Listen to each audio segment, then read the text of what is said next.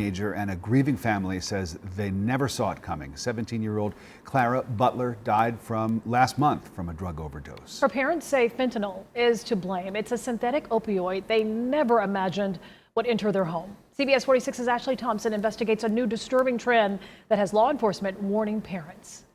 I never want another parent to feel what we're feeling now. Andrew and Dion Butler agonized by the sudden, unexpected loss of their 17-year-old daughter, Clara. The family clinging to memories made the day before she passed. This is the last photo I took of her that night, and we were at her brother's art exhibit. And she wanted to wear her prom dress because she wanted to try it out before she went to prom. Remembering the good times ahead of the following morning when their lives would forever change. And I heard my wife knock on her door, and as she knocked on the door, I heard her say, "Clara, you need to get up." And she knocked on the door one more time, and then she opened it. I heard the latch pop. On April 21st, the Collins Hill High School senior died from a fentanyl overdose. Dion initially questioned whether her daughter took her own life. The family ruled it out. She couldn't have done this herself. She, I don't think, would have committed suicide.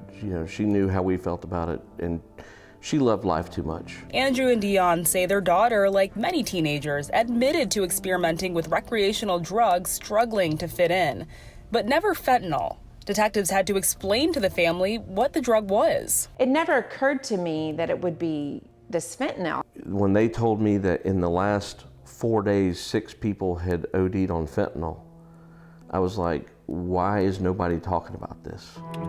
So Andrew took to Facebook, writing a transparent post about what killed his daughter.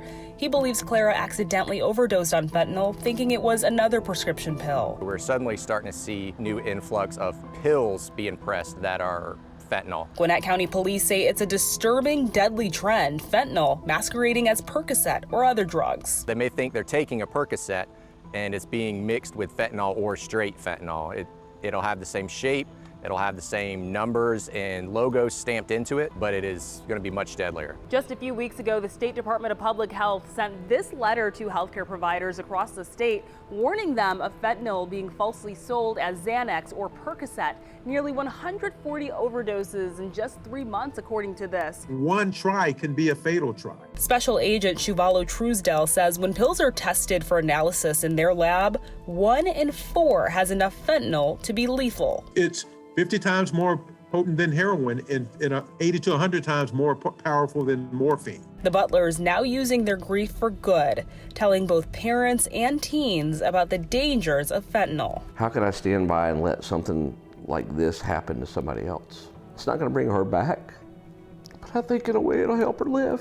In Gwinnett County, Ashley Thompson, CBS 46 News.